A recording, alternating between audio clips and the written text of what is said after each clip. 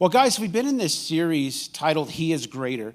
And the whole point of this series is that we are digging into the Gospels to understand who Jesus is. Obviously, this is not an exhaustive study. Obviously, we can probably take 3 to 4 weeks on each part, as far as Jesus being revealed as king and as servant and everything that we've been working through. But here's the thing is that even with a simple overview, I believe that God is giving you enough to understand that he's greater than you've ever known him to be. I'm trusting that you're understanding that he's greater than you've ever been told. He's greater than you've ever believed, that he is more. And so as we dive into this today, we're going to be exploring yet the last gospel, which is the Gospel of John. But before we get into that, what I want to do is I want you to understand also there's a little bit more of a perspective shift that we have to have, that it's very important that you understand who Jesus is. And there's a couple reasons why. Because it affects who you are, but it affects the world that is around you. And it also affects the generations to come. And as I look at what's happening in our time, there's a lot of craziness that's going on. There's always been craziness in the church. Do you guys understand that? There's been craziness in the church, and that's because, and we see it, the enemy's been at work, and Paul actually addresses this. And I think that when we look at 2 Corinthians, Jason, if you just move that dongle thing on the end, it should set that. And so what we understand is that Paul was actually speaking to some of the same issues that we are facing here even in our own time, because it's the same enemy 2,000 years ago or more, that was influencing and trying to influence the church. He's still at work today. And it's Satan himself. It's these demons. There's a demonic force that is trying to come against, to bring confusion, to try to bring pain, disillusionment. And Paul addresses this, and I want to start this message with this today. If you'd go with me to 2 Corinthians 11, 3 through 4, it says, "But I fear that somehow your pure and undivided devotion to Christ will be corrupted, just as Eve was deceived by the cunning ways of the serpent." Listen to this. "You happily put up with whatever anyone tells you, even if they preach a different Jesus than the one we preached." This is why this is so important that we actually understand who Jesus is. As I mentioned in this series, some say he's a prophet. Some say he's the angel, Michael. Some say that he's Satan's brother. People have all these different ideas about who he is. But see, we need to know who he really is. And we can't happily just embrace anything and everything that people are projecting and trying to teach. See, one of the greatest, I believe, threats to Christianity, even in this time right now, is all of this wokeism. Let's be real, that there's this, it started as an emergent church years ago with certain preachers, and they were really, heading off into this realm where, they weren't preaching the same gospel. It wasn't the same Jesus anymore. It was this watered down version that was based on feelings and not really actions that were based on the Word of God. And we see this today, that there's a movement out there with progressive Christianity where the thing is that we are chasing feelings and what we think and our own thoughts instead of what the Bible actually has to say. And so I just feel compelled today to help you understand, especially throughout this whole series, who is this Jesus that we're really talking about? Because what I've noticed is that in these times, they're diminishing the power of who Christ is. And it's just becoming about, I love this because I like that woke Jesus because he makes me feel good. And it seems like he's just here to serve me. So if you look at it, they only get the servant part of Jesus, but they forgot about the king part of Jesus. Are you guys getting this? They get the servant part of Jesus. He came to help me. So when I'm in trouble, when I'm out doing my own thing and I get an STD, then I'm going to pray that he heals me from that. When I'm broke and I spend all my money on drugs and in the bars and doing all my thing, then I'm going to believe him that he's going to restore and fill my bank account so I can keep living the way that I'm living. This is what, is being preached out there these days. That Jesus is here to serve you. It's almost like he's an accessory to what you're wearing, but he's not the main outfit. Are you guys catching this? He's a side dish. He's not the main dish. And I want you to know that everything is about him. And so we have to have a very clear understanding of who he is and what he's come to do, what he's already done, and what is going to happen in the future. So in this series, as we've been working through the 4 Gospels, we see that in Matthew that Jesus is presented as king. In Mark, we see that he's presented as servant. And in Luke, we learned last week that he's presented as man. And so today, we're going to dig into the fourth gospel. It's the Gospel of John, and Jesus is presented as God. We're going to be talking about this today. Are you guys ready? Because see, in the book of John, Jesus is really presented as one of the most controversial figures. And as a matter of fact, the way he's presented is one of the most controversial views. And what is it? He's presented as God. And see, when we dig into John, it's interesting because it doesn't start out with a royal genealogy or just a regular genealogy. It doesn't start out with stories of his birth or his family. It doesn't start out with him doing miracles, although in John it talks about them, but it doesn't start there. It starts out with this really controversial statement, and it's God making it very clear who he's being presented as in this book. In John 1:1, let's go there. In the beginning was the Word. If you see, I'm using the New King James Version, we see that the W is capitalized. It's anytime you see a word that's capitalized like that, it's referring to God, whether it's in the Holy Spirit, whether it's Jesus himself or God the Father. So in the beginning was the Word. So we're speaking of Jesus here. And the Word was with God, and the Word was what? God. That is a controversial statement, especially to those who are Jewish. They're like, wait, this makes their tongue slap their brain. He was in the beginning with God. All things were made through him, and without him nothing that was made, and without him nothing was made that was made. So this is a really interesting perspective, and I'm saying it's controversial because Jesus is not coming to say I'm a prophet. He's not coming to say I'm an angel. He's not coming to say that I'm some, ancient figure. He's coming to say that I am God. And this really rocks people when they actually have to embrace this. Because we live in this world where there's many gods. Even like in India and Hinduism and all these places, in other religions, some of them, they will embrace Jesus, but they won't embrace him as God. They'll embrace him as something that's inferior, or they'll embrace him as one of many gods. But what Jesus is coming to say is that I am the only true God. And this is what's being presented in the book of John. Are you guys catching this morning? He's revealing himself as God. And I like in this book how he just flexes. Jesus flexes. I'm not a big hip hop guy, but I was listening to some of these rappers, and it kind of cracks me up because they'll have this 4-minute track of just bragging on who they are. Out there just kind of stunting, like, man, this is what I am. This is what I did. I got my cars. I got my money. I got all this, And I was thinking, like, John is kind of like Jesus's, like, brag track, I guess, if that's what we want to call it, because he's just boasting in a way, like, this is who I am, because he's God. There is nobody above him. And I say that, don't go, oh, pastor's saying that Jesus was bragging. No, don't go there. But you're understanding what I'm trying to say. Is that he's letting us know who he is, and he's letting us know that he is greater. And this blows me away because we understand that he goes all the way back to the beginning. Do you know that Jesus was your creator? Do you know that Jesus created the heavens and the earth? Do you know that it was him that made everything that was made?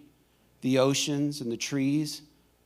It's amazing that he created the very tree that he hung on. When you start to realize the great love and sacrifice that he made for you and I, he was always in it, is always in it, and always will be in it. All of it, it's all his. And listen to what it says in John 8:58. This is beautiful.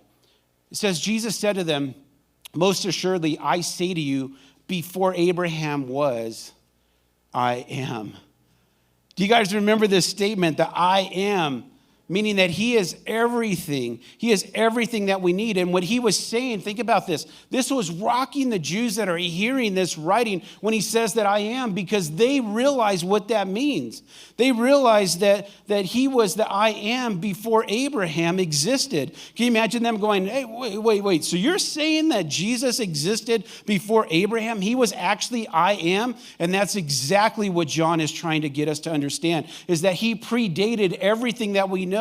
That he is the God of Abraham, Isaac, and Jacob, that he predated all of it. He wants us to understand this, that not only is he king, not only is he servant, not only is he man, but he is God. And so when Moses stood there at the burning bush, And he said, who shall I say sent me? And he says, tell them, I am. That was Jesus. That was Jesus. And so we have to understand this, that Jesus is not being shy about his claim to be God. He makes 7 I am statements in the book of John. I can help you see these on my next slide. He said, I am the bread of life in 6:35. He says, I am the light of the world in 8:12. He says, I am the door. I am the good shepherd. I am the resurrection and life. I am the way, the truth, and the life. He says this in 15:1-5. He says, I am the vine.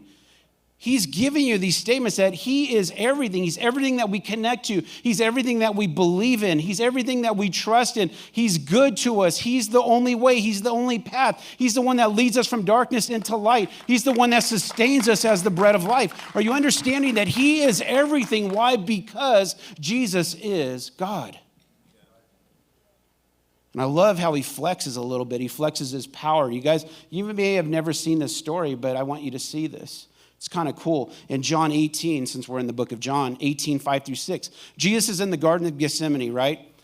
And Judas is betraying Jesus, and he shows up with these Roman centurions, guards, or whatever, to arrest Jesus. And I want you to see this, because maybe you've never seen this, but Jesus just kind of like flexes his power on them. He says, they answered him, Jesus of Nazareth. And Jesus said to them, I am. You guys get this? I am he.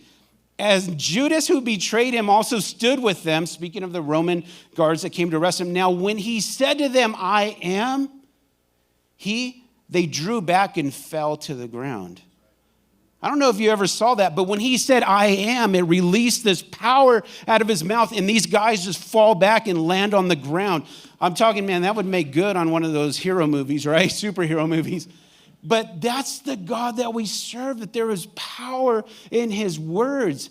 And you know why I believe he did that is he was helping them to see that when they arrested him, is he was really trying to say is, you're not taking me, I'm giving myself up to you. Are you seeing that? And this is the God that we serve. And so this is beautiful when you understand the 4 Gospels and how God is giving you 4 very important portraits of who Jesus is. He's king with the kingdom. He's a servant that's come to help you do and humanity do more than we could ever for ourselves. He came as man to let us know that he understands our weaknesses and that we can finish well. But he also wants you to know, and I believe the most important part is that he truly is God. He's not one to be messed with. That he is all-powerful and he is all-knowing and he's got it all under control. So I have 2 things that I want to share with you today when it comes to Jesus being God that you have to understand from the book of John. Number 1 is this. In John 1:18, the Bible's clear. Well, actually, number 1 is that. Sorry, let me go back. Jesus reveals God, okay? So understand that. Jesus reveals God. Okay, that's the first point. So now let's go to John 1:18. It says, now no one has ever seen God, but the unique one, you guys see, what does this mean when the word is capitalized? It's talking about Jesus. But the unique one who is himself God is near to the Father's heart. He has revealed God to us. This is really important that we get this, that Jesus as God, him coming to earth, what he was doing is he was revealing God to us. And this is why this is so important, because how someone views God determines how they relate with God and how they relate with others.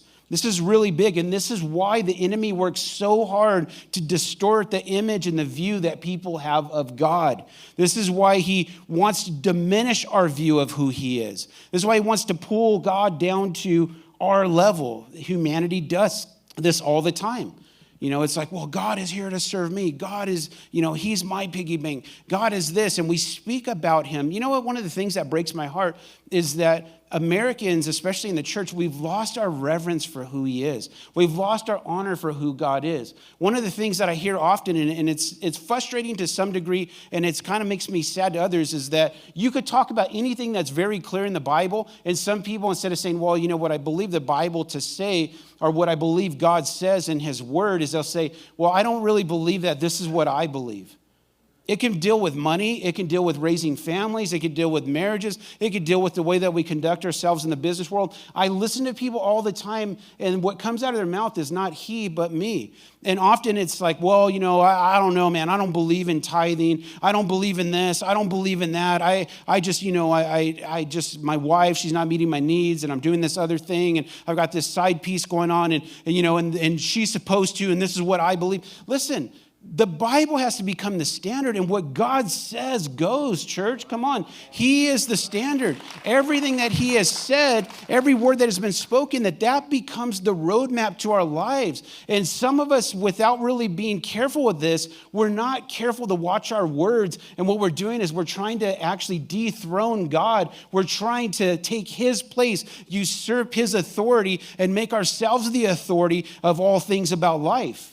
We've got to be really careful with that. And when we view God as God, Jesus as God, then we come under that authority. And it's no longer about what I think. It's no longer about what I want. It's about what he thinks and what he wants. He steps into that place of honor and respect in my life. And what the enemy does is the enemy distorts our view. He works hard to do this. He distorts him by making him small, making God unclear and God really fuzzy. And that's why in this series I've sought to make him clear, because the enemy's tried to make him unclear to you. We also see that he paints a picture of God as this distant, angry, fire-throwing, fire-breathing, like dragon, he wants to just, kill everybody and doom and damn everybody to hell. And most people that I know in my life, that they avoid conflict. Most of you in this room are pretty agreeable. And so if you sense that God is not happy with you, what is going to be your natural inclination? It's going to be to avoid him. And so the enemy works hard to get people to feel like God is angry and that he's, combative, and that he wants to have conflict with you because of your sins and because of all the problems and everything that you've created, and the fact that you got strife, and sometimes you cuss a little, and sometimes you got all these things. He wants you to think that God is not big enough to see past all of that he doesn't see the heart. And so many people will end up actually running from him instead of running to him. And that's actually a result of the distortion that the enemy has brought to people. And so we've got to work through this. We've got to have a proper view of who he is. Why? Because it says that Satan himself is the father of lies. So we've got to get through that. We've got to have a proper understanding. There was a guy, back in, and I kind of was like, man, do I use this guy as an example? But I think it'll make the point. Hitler's minister of information, his name was Joseph Goebbels, and he had a couple quotes that I want to share with you, because I believe that this is what has influenced the American church in a lot of ways, where the enemy's come in and he's actually spread and been on a misinformation campaign really in the church. This is what he said, and this might be familiar to some of you. If you tell a lie big enough and keep repeating it, people will eventually come to believe it. And so he was manipulating people by telling lies, but he knew that if he just kept repeating it, if he had the platform, if he had the microphone in his hand, sounds like a lot of our political stuff that goes on these days, right? Just lies are told, lies are told, lies are told, especially if you tell them to the young generation. They don't have the perspective or wisdom, so they just believe it to be true. And so if you just keep pumping them with it, then they actually believe the lie to be true and actually become, really in a way, spreaders of the lie. And that's what he knew. Hitler even said that whoever owns the young generation, owns the future. And so in the same way, the enemy does the same thing with us. That if the Bible's not clear, if we don't have a proper understanding of who God is in our life, then we start believing the lies. We start believing the lies that the enemy's propagating and pushing into our lives, and it becomes truth to us, even though it's not truth. And listen to what he says in his next quote, and this one really gets me. He says, propaganda works best when those who are being manipulated are confident they are acting on their own free will. And so this is the thing that we see, and this is why it's important to understand the gospel, understand the word of God, is that we cannot allow ourselves to be manipulated with some other gospel, some other Jesus. And we're going to talk a little bit more about this as we move on to the next point. But the whole thing that I want you to see is that Jesus actually, as God, reveals God. He reveals everything about him. And we've got to fight and wade through some of the lies and some of the things that we've been told, some of the things that maybe we've believed about God.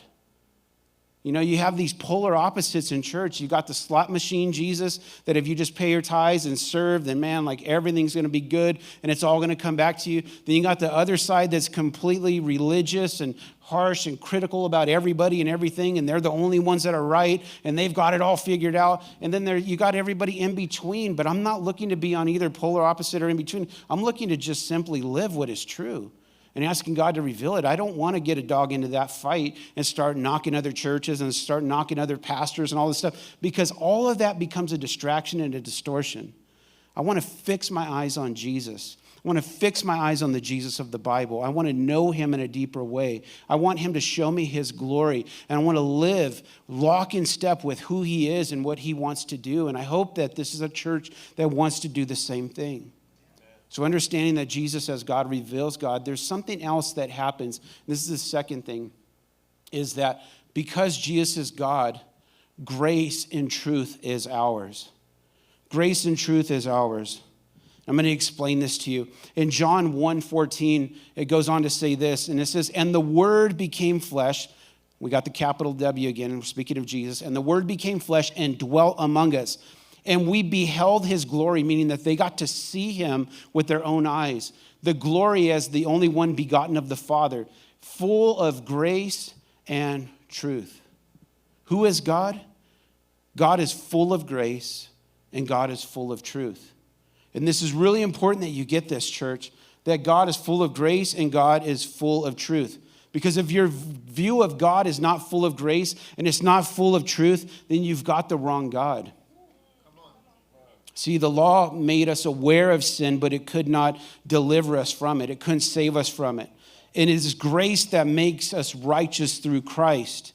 It is grace that caused Jesus to eat with tax collectors. It was grace that caused him to touch the untouchable and the lepers. It was grace. He's full of it. And I want you to see this in John 8:4-5, a little story that many of you know. The Pharisees, they come dragging this woman out who was caught in the very act of adultery. And it says, and they said to him, "Teacher, this woman was caught in adultery in the very act. Now Moses in the law commands us that she should be stoned, but what do you say?" They're trying to trap him. Why? Because they knew that he operated in compassion. They knew that Jesus had already healed people on the Sabbath, that he was a rule breaker, he was a law breaker. And so they were like, we're going to catch him here. And one of the things that stands out to me, especially when it comes to grace, is let me just simply ask you today, have you ever been caught in the act? Have you ever been caught in the act? Have you ever been caught lying? You ever been caught cheating? You ever been caught stealing? You ever been caught losing your temper? Have you ever been caught using some colorful language? Have you ever been caught? Come on, have you ever been caught in the act? And I want you to know that because God is full of grace, then he can be your God. That he's for you. That he's for me. This is good news, church. And what does Jesus say to them? He says, "He who is without sin cast the first stone." That was his response. And then he reaches down and he starts writing some stuff in the dirt. And it says they started leaving one by one, the oldest to the youngest. See, the oldest were wise enough to say, we're getting out of here. The young guy's like, I'm going to stick around, man, see what's going on. And then he's, we don't know what he was writing. Some believe that he was writing their own sins and exposing them in front of the people. But there's something that I want you to get when it comes to this today. And this really blesses me, is that when you're in the presence of God, there's no accusation that can stick. There's no accusation that can stick. This is huge. If we go back to John 8:10-11, this is how he dealt with her. When Jesus had raised himself up and saw no one but the woman, he said to her, "Woman, where are those accusers of yours? Has no one condemned you?" And she said, "No one, Lord." And Jesus said to her, "Neither do I condemn you. Go and sin no more."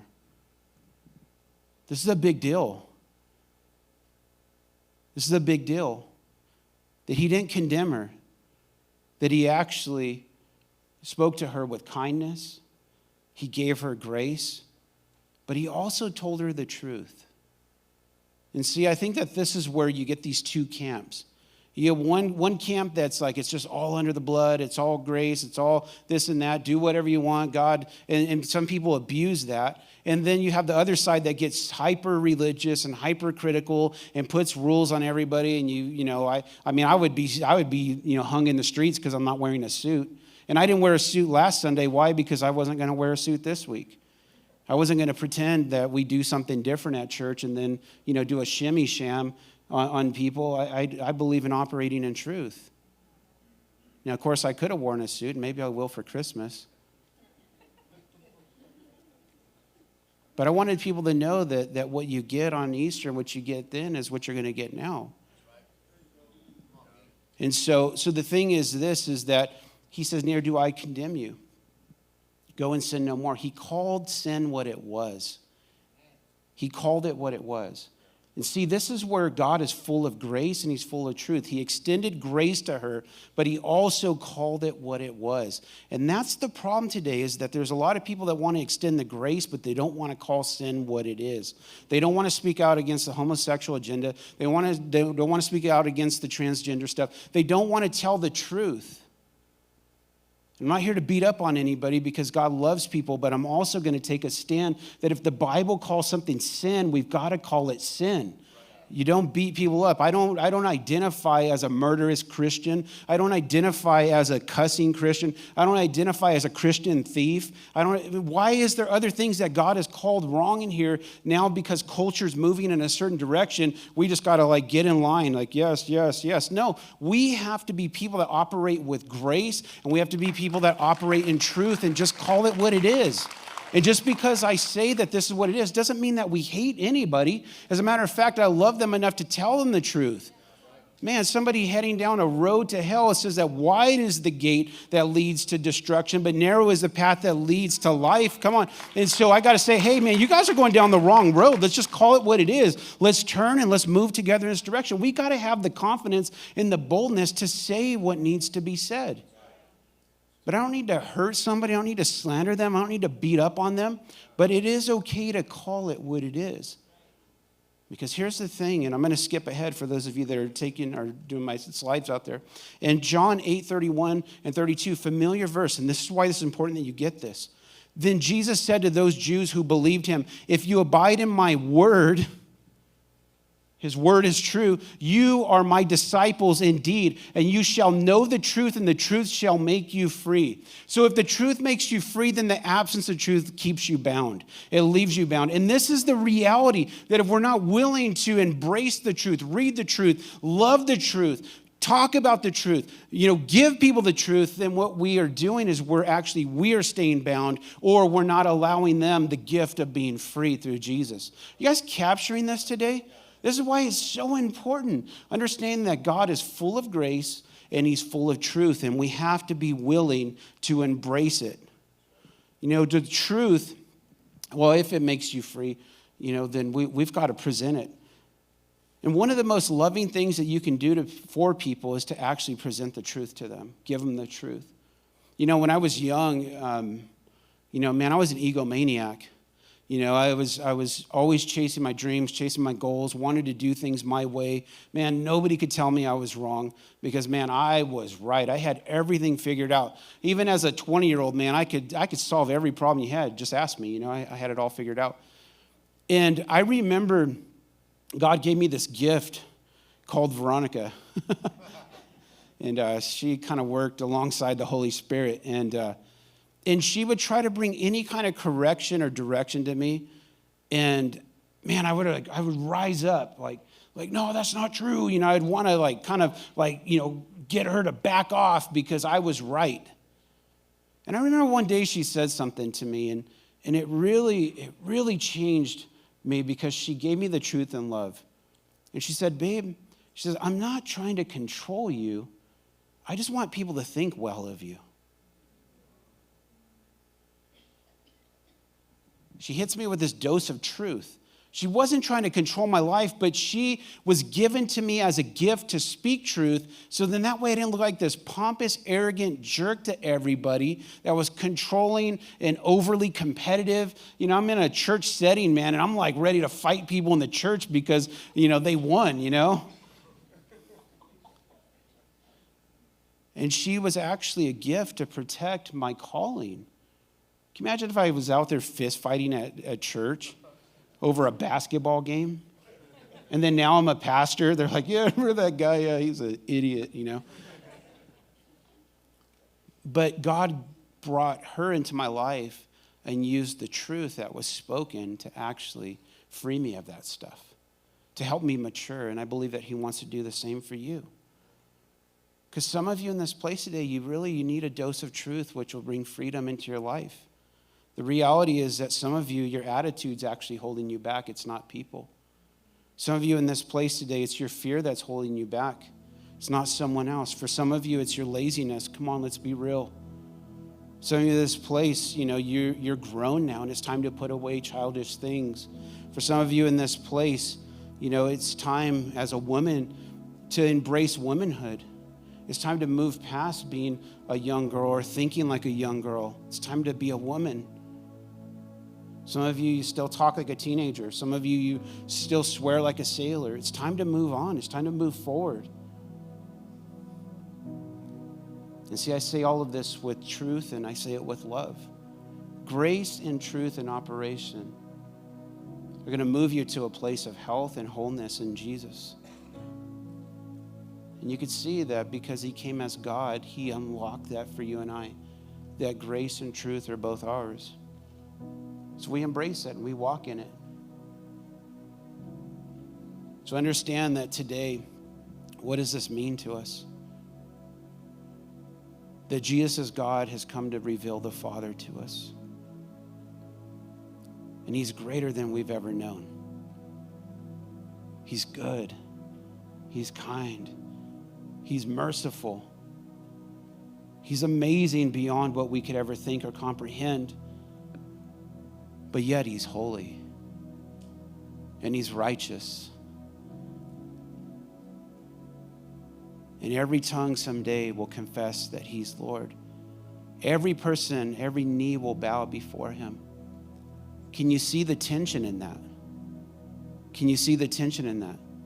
That as the Father, that, you know, it's, you know, in the story of the prodigal son, it's a representation of him. It says that while he was yet at a distance, the Father ran to him, and it says that he put his arms around him and he kissed the son on the neck. And he brought him back and he gifted him with a ring and a robe and reinstated him. And that's the side of God that is the graceful side. But yet he's a God that is righteous and he'll judge. And he's a God of justice. And he's going to make everything right someday. He is a God to be feared. He is a God to be reverenced and respected at all times. And so that's the tension that we live in. Some people just like Daddy Jesus. But you can never forget that he's a holy God, that he's the creator of the universe, that when he opened his mouth, that sun that burns at 10,000 degrees Fahrenheit, that came out of his mouth.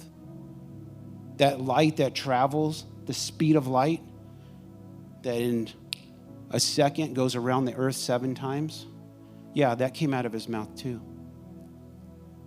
This is the God that we're talking about. That is Jesus.